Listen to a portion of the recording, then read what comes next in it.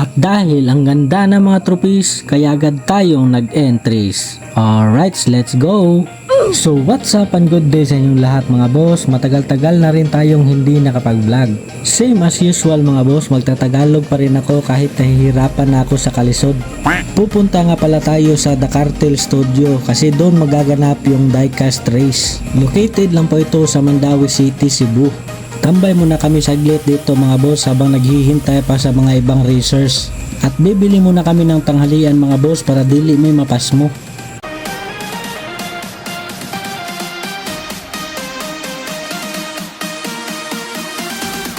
At yun na nga mga boss, inasimbol na yung trucks na gagamitin namin. Dalawang trucks nga pala yung gagamitin namin dito mga boss in every category. Merong double loop at straight drag. Categories naman mga boss ay merong mga carded at saka mga loose. At ang mga casting naman na gagamitin mga boss ay metal to plastic or plastic to metal.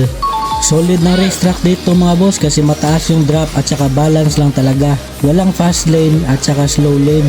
At alam nyo ba mga boss kung ano ang pinaka-solid sa racetrack na to? Yung aim gate. Kasi desensor na po yan. Hindi na natin kailangan mag-video kung sino yung panalo.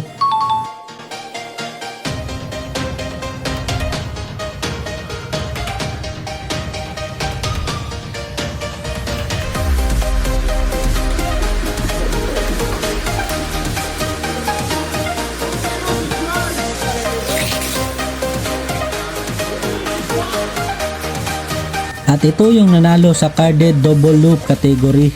Sa loose double loop category, straight drag carded category, at straight drag loose category. At syempre meron din silang sponsored race mga boss para solid yung race day.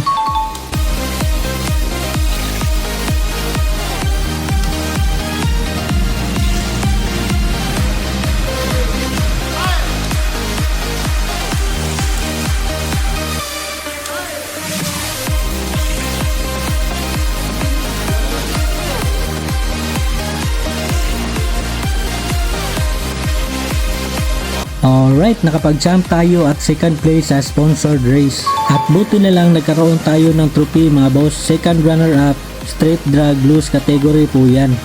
At nanalo pa tayo ng isa pang sponsored race mga boss, Matira Matibay. Isa lang ang dapat manalo at mag-uwi nitong box mga boss. Ano kaya nasa loob nito? I-unboxing na natin. Let's go!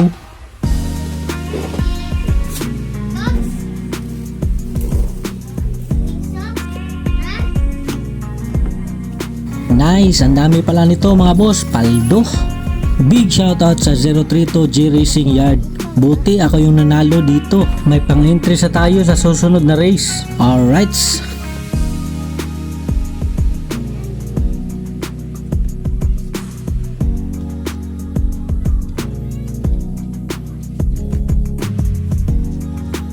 At yan na muna sa ngayon mga boss. Salamat sa panonood at hanggang sa muli nating pagkikita. Paalam!